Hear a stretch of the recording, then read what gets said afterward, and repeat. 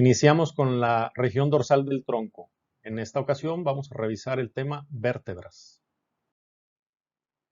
Y de la porción dorsal del tronco vamos a empezar por su esqueleto. Ya sabemos que el esqueleto está formado por huesos y cartílagos.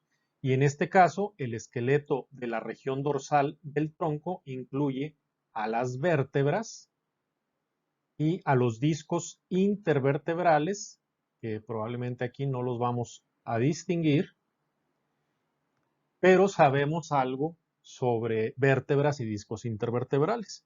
Por ejemplo, sabemos que los discos intervertebrales están formados por fibrocartílago, que es el cartílago más resistente, que está formado casi exclusivamente de fibras colágenas, que se encuentra en lugares que soportan mucho peso o muchas o fuerzas de tracción importantes. Y también sabemos que estos discos intervertebrales es un medio de unión, o sea, de articulación entre el cuerpo de una vértebra y el cuerpo de la otra vértebra. Entonces, es una articulación de tipo sólida por medio de cartílago, es una sincondrosis y es un tipo especial que se llama sínfisis. Según su movimiento, la sínfisis también ya sabemos que es de tipo anfiartrosis, que aunque es una articulación fija, tiene algo de movimiento, lo que permite, pues obviamente, que la columna vertebral pueda moverse, ¿sí? También participan en dar sostén y en dar inserción a los músculos de esta región, o sea, también son parte del esqueleto de la región dorsal del tronco, el cráneo, ¿sí? Las escápulas, que puedes encontrarlas también con el nombre de omóplatos, la pelvis y las costillas. Aprovechando esta imagen, vamos a hacer una pregunta. La imagen que están viendo, este cuerpo que está aquí representado, ¿está en posición anatómica? Piénsenlo un momento y contéstenlo para ustedes, sí o no. Bueno, según la posición anatómica que dice el libro, las palmas deben estar viendo al frente. Y pues yo aquí estoy viendo que las palmas están hacia atrás. También dice el libro que en la posición anatómica la cara está hacia el frente. Y aquí yo veo que la cara está hacia atrás. Bueno, lo que pasa aquí es que estoy cayendo en el error de creer que la posición anatómica depende de mí como observador. La posición anatómica es del cuerpo que estamos observando y que consideramos que al momento de describirlo, de localizar o ubicar a algo en el cuerpo, siempre está en posición anatómica. O sea, no importa en dónde estoy yo parado. Por ejemplo, si yo estoy aquí, puedo decir, efectivamente, estoy viendo de frente este cuerpo, está en posición anatómica, en una perfecta posición anatómica.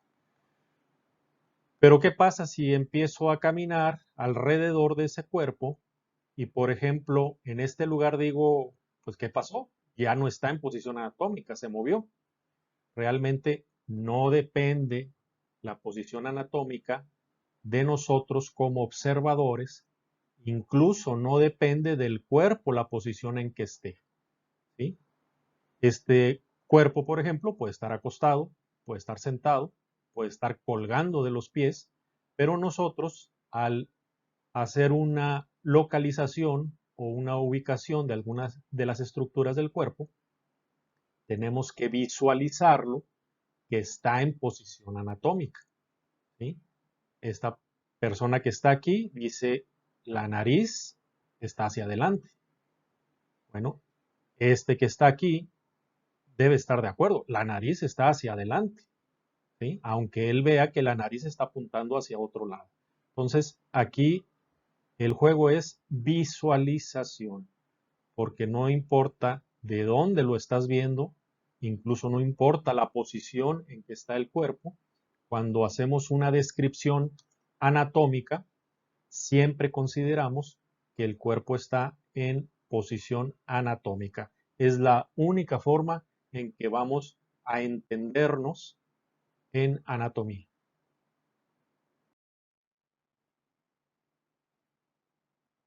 33. El 33 para muchos es un número cabalístico. Por ejemplo, la edad de Jesús de Nazaret al momento de morir, 33 años. El Club 33, un extraño y exclusivo club que está en el Parque Disney de California. El último grado de la masonería escocesa, 33. El cuadrado mágico, 33, que donde quiera que sumes los lados, las esquinas, el centro, de arriba a abajo, de un lado a otro, suma 33.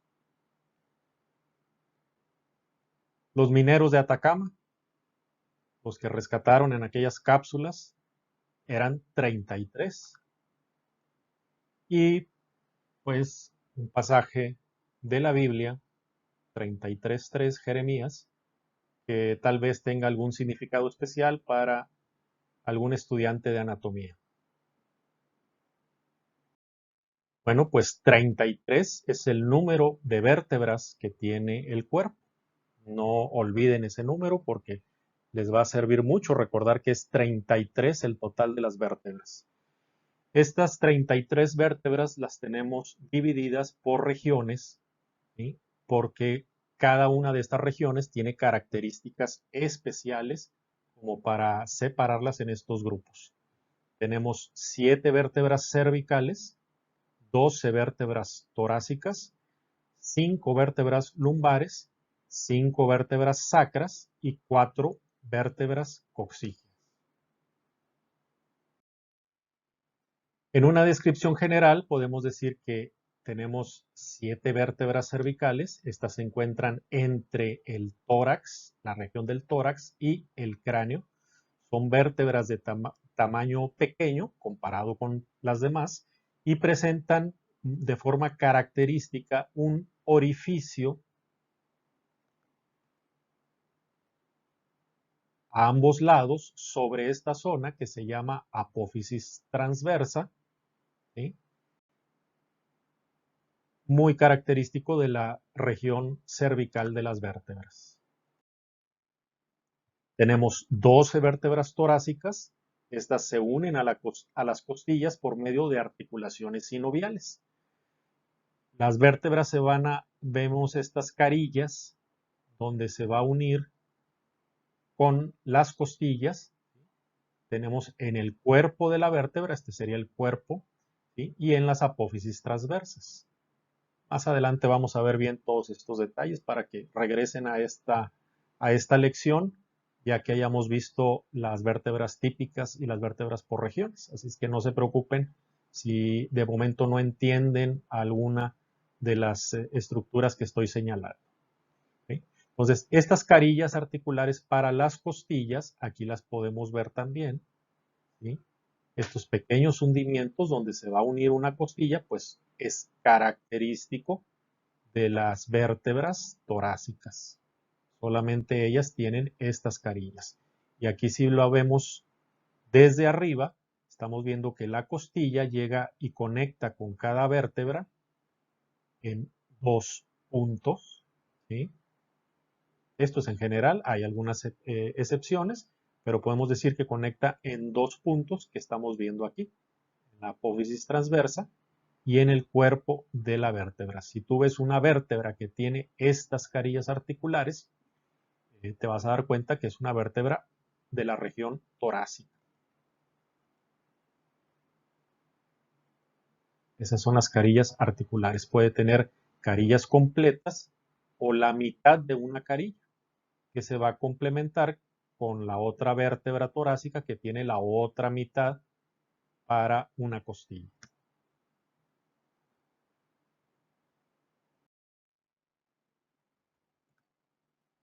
Aunque todas las vértebras tienen elementos costales, ¿sí? O sea, algo parecido a una costilla, como serían estos como rudimentos de costilla, se le llama elementos costales.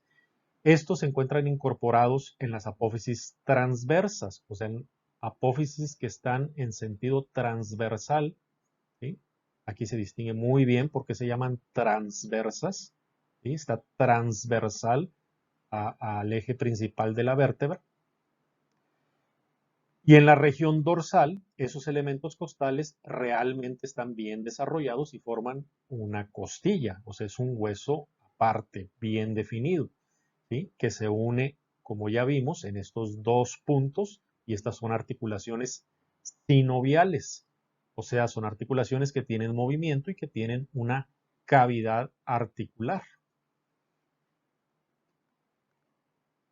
El sacro y el coxis también tienen estos elementos costales, aunque aquí no lo dibuja su libro, pues podemos encontrarlo en imágenes de otros libros. Los elementos costales de nivel cervical, ¿sí? A nivel dorsal, pues o torácico está representado por las costillas, a nivel lumbar, y este es el sacro, ¿sí? Este es el elemento costal o lo que se supone que en algún momento quiso ser algo parecido a esta costilla. Las vértebras lumbares son 5 y se caracterizan porque son las más grandes, ¿sí? Si ustedes se fijan aquí el tamaño va aumentando progresivamente de las cervicales, que son las más pequeñas, van los cuerpos de las vértebras aumentando de tamaño hasta llegar a los más grandes, que son los de las vértebras lumbares. El sacro forma parte de la pelvis cuando se articula con los coxales, ¿sí? Como lo vemos aquí, el sacro forma parte de la pelvis y aquí están los huesos coxales.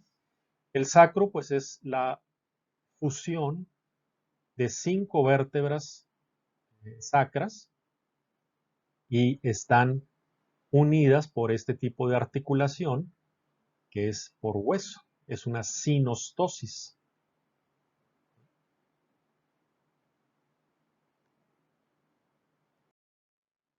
Algo parecido ocurre con el coxis, que es la parte final de la columna vertebral.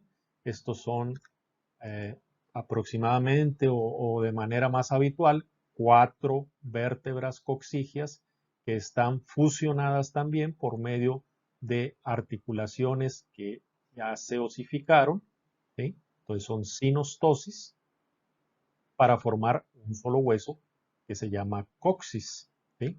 ¿De dónde viene la palabra coxis? Pues bueno, viene por la comparación que se hizo del pico de este pájaro, que se llama el pájaro cuco, eh, con la vista lateral del coxis. Por eso fue el que se adoptó el nombre coxis para este pequeño huesecito. Y por cierto, estas son dos formas aceptadas para coxis por la Real Academia Española. Entonces, lo podemos encontrar o podemos usar cualquiera de estas formas de escribir coxis. La que utiliza nuestro libro es esta primera, ¿sí?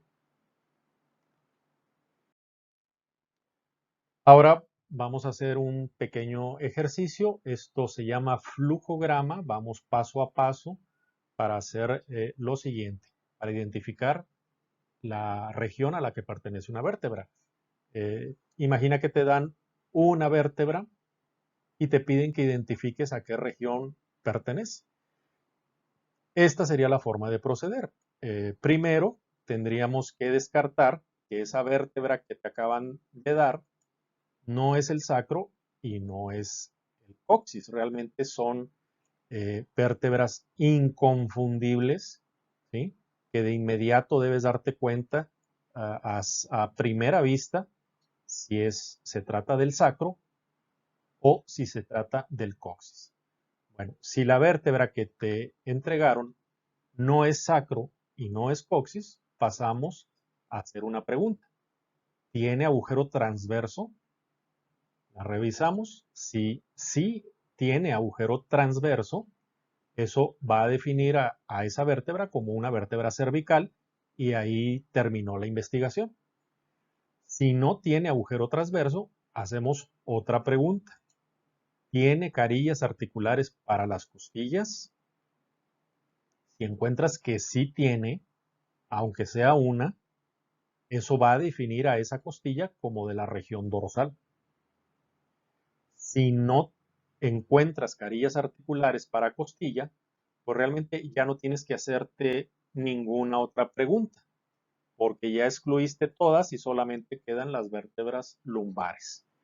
Entonces este es un pequeño ejercicio que si tienes la oportunidad de tener vértebras sueltas, puedes identificarlas y aprender a hacerlo sin estar viendo, por ejemplo, este flujograma. ¿Sí? Saber 2, 3 detalles importantes que tienes que buscar para identificar una vértebra. ¿Tiene agujero transverso? ¿Tiene carilla para las costillas?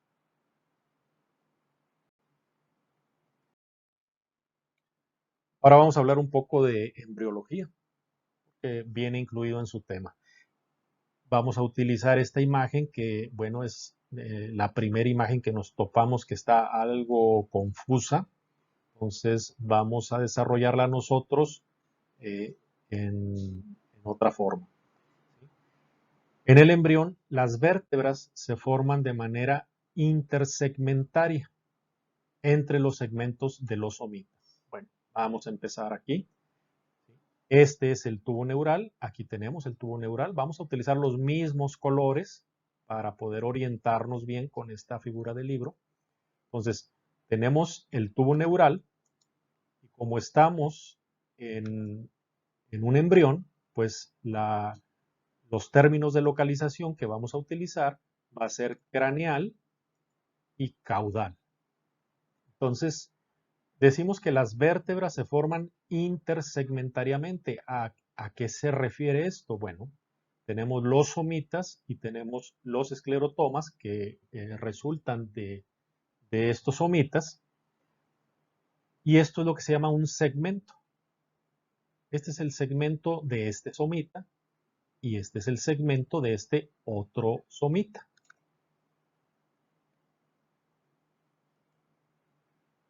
Las vértebras se originan de partes de estos esclerotomas y vamos a tener que se dividen los somitas y los esclerotomas. Tienen una región craneal, la que está hacia arriba, y, y tienen una región caudal, la que está hacia abajo. Cada uno de estos segmentos, cada uno de estos somitas y esclerotomas. Craneal y caudal, craneal y caudal.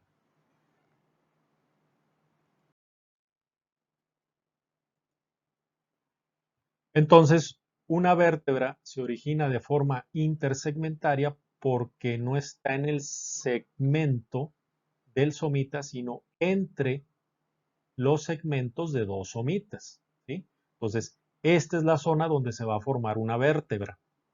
¿Quién participa en la formación de esta vértebra? Bueno, estos tejidos embrionarios, en la parte caudal del somita craneal y la parte craneal del somita caudal. Es un trabalengua, sí, pero necesitamos entenderlo bien. Entonces, una vértebra, un cuerpo vertebral, aquí lo tenemos con estos mismos colores que están aquí representando a las vértebras, es intersegmentario porque se forma entre un segmento y otro del somita y el esclerotoma y está formado la parte craneal de la vértebra por la parte caudal del somita craneal y la parte caudal de la vértebra está formado por la parte craneal del somita caudal. ¿Sí? Entonces, en otras palabras, la parte superior de la vértebra está formado por la parte inferior del somita que está arriba Y la parte inferior del cuerpo de la vértebra está formado por la parte superior del somita que está abajo.